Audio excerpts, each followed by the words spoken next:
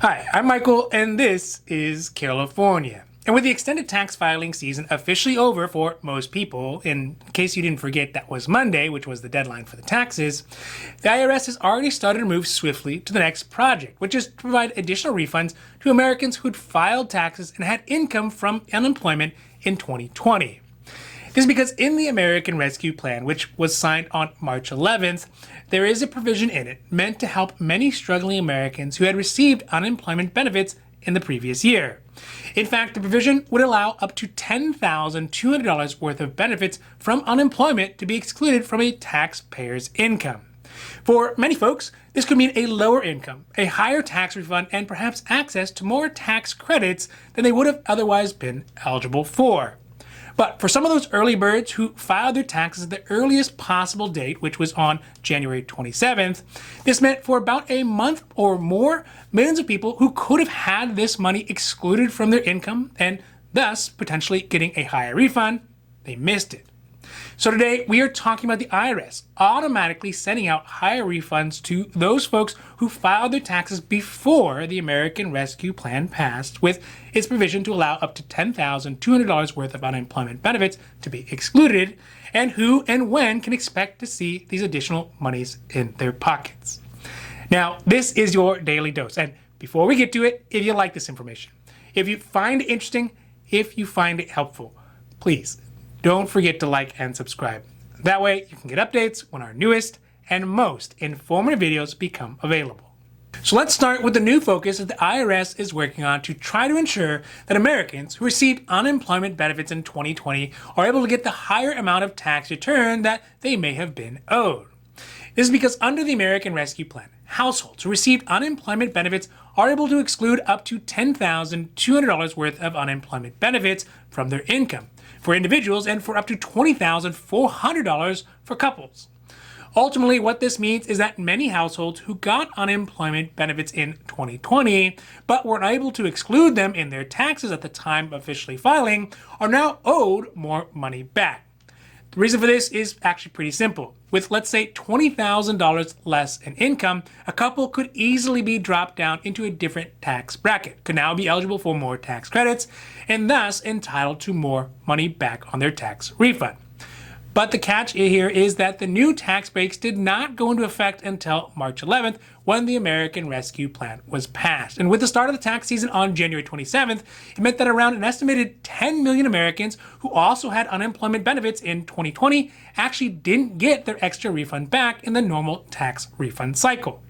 This is according to the IRS. So, in order to rectify the situation, the IRS is automatically reviewing the taxes of those filers who should have had the tax break, then applying it and returning any extra money and credits to them automatically starting this week. This will all be done without most folks needing to file an amended tax return. Now let's talk about who is the most likely candidate to be due these additional tax refunds. First, you would have had to have been on unemployment during 2020. That's kind of obvious. So if you started your unemployment benefits in 2021 or any benefits that you received during this year, they will not be part of this provision. Second, there is an income limit in order to receive the tax break as well. For married couples, the household, they would have needed to have made less than $150,000 a year in order to qualify. Additionally, the exclusion is a maximum of $10,200 per spouse. So if you had one spouse who received more than that, it'll still only be $10,200 counted for the tax break either way. This could be, for example, if one spouse was working and the other one had maybe $15,000 worth of unemployment benefits. Still, only $10,200 would be eligible for the break. Now, I know it seems like a lot, but think about it. Here in California, for example, the highest normal UI benefits you could get are $450 a week, plus an additional $300 a week. That comes out to $750 a week. That times 8 months comes out to $24,000 a year in unemployment benefits. Now, the IRS plan of attack to send out these refunds is to start with the easiest tax returns and then work their way up. That means they'll start with single filers who are not claiming any children, then plan to work with married jointly who have no dependents, and then folks with children and more complex tax situations. For anybody who does qualify, though, the IRS will send out a letter notifying them of the adjustment within 30 days of the action happening. Also, bear in mind that just because the federal government is not counting this income, your state and local governments, they may still count it. So you would want to check with your state level government to see if they are going to tax your unemployment income as well.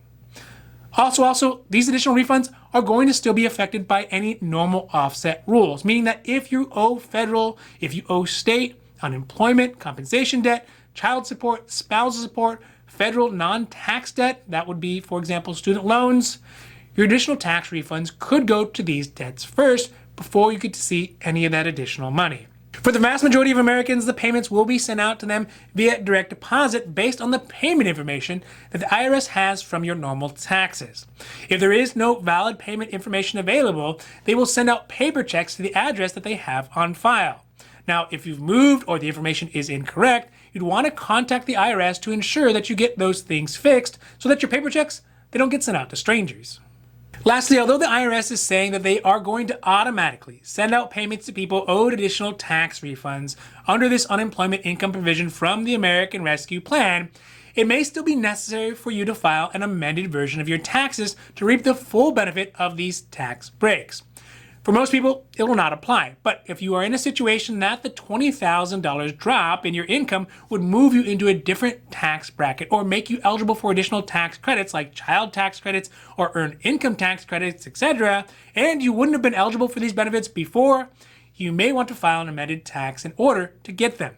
But of course, each person's situation is going to be unique, so talk to your tax person to see if it's recommended that you file an amended version of your tax. Like many things in this last year, I think that it's the right thing to do that the government try to figure out how to put money back into the hands of Americans who have been out of work and who may be struggling and really just trying to make ends meet. This additional money is going to mean a lot to those families who are still unable to get back to work just yet, but still have bills to pay. It is these kinds of benefits that seem to be a much better suited option for our country and the economy as a whole, rather than just printing money into infinity. Although we haven't seen the full effect of this yet, the printing of all this money is going to potentially have some pretty dramatic effects on our economy.